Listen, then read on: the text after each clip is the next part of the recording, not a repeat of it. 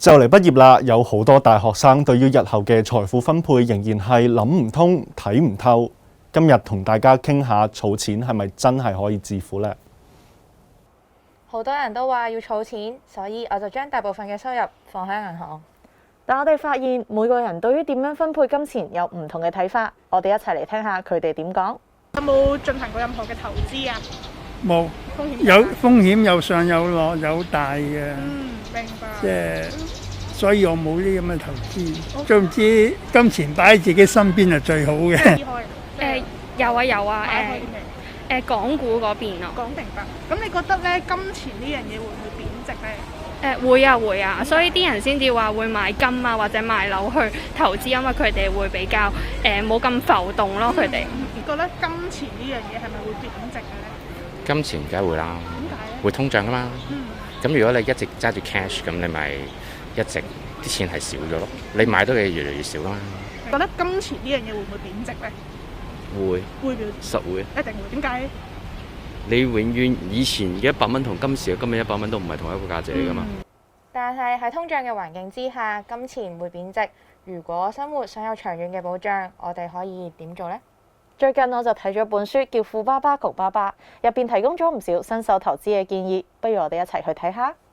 先講講書入邊提及到嘅 ESBI 過程，作者將大部分人賺錢嘅思維分為4個過程，並指出每個人都有機會依照呢一個順序進行提升。首先係 E 代表嘅係員工，雖然員工嘅穩定性比較高，但係努力換翻嚟嘅回報只係一次性。書入邊提及呢個世界入面有90%人都係員工，佢哋每日都只係尋求固定嘅人工回報。跟住落嚟嘅係 S 代表自雇人士，例如牙醫、律師等等，專業度一般都比員工高，佢哋可以做自己嘅老闆，多勞多得，越努力工作，回報亦都相對比較多。跟住落嚟係 B 代表企業家，好多時候企業家係由自雇人士轉變而成，原因係當自雇人士發現時間唔夠用，就會用金錢換取其他人嘅時間。企業家就有機會獲取非常豐厚嘅回報同埋被動收入，但係風險高，又唔一定會成功。最後嘅 I 係指投資者，簡單嚟講就係透過資金從事各種投資行為，例如購買債券、投資房地產同埋虛擬貨幣等等，呢啲都屬於投資嘅一部分。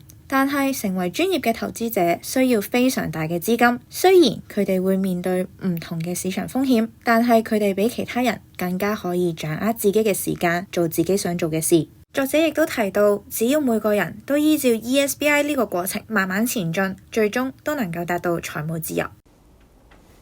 其實而家有唔少嘅年青人都會進行投資，不如一齊睇下佢哋嘅投資觀念係點樣？我會問朋友咯，係，因為我有啲朋友做證券嗰啲，咁就通常都係問佢哋意見多咯。跟朋友嗰啲咧係 OK 嘅，但係一定要跟得好足咯，即係佢哋叫我幾時放，我就要幾時放咯。通常大部分嘅錢咧擺咗落去股票嗰度搏一搏啦，咁就算輸咗都咪當交下學費咯，橫掂我仲後生，都算係承擔到高風險嘅。平時我都有投資開債券啦，同埋股票咁樣嘅咁樣嘅工具啦。咁都想分散下投資啦，同埋債券會比較安全啲嘅。咁最起碼如果我股票蝕咗嘅話，咁我可以喺其他投資方面可以打返個和啦。聽完佢哋嘅投資觀念，不如我哋都聽下專家點樣講。我哋請到香港股票分析師協會副主席郭思治郭 Sir 俾少少意見。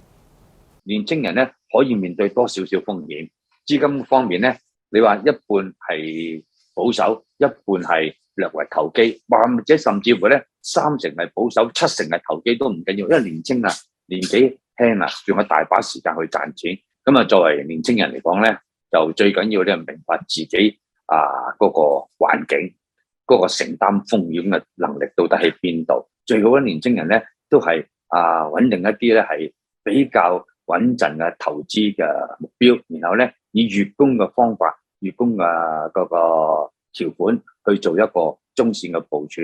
哪怕你買好少嘅單位，但唔緊要噶，你都係累積到嘅財富啫嘛。幾年之後或者一段時期之後，股價升咗上去啦，或者係個市場氣氛好嘅時間咧，你嘅投資回報就翻嚟噶啦。聽咗咁多，相信大家對將來嘅財富管理有咗更加清晰嘅概念啦。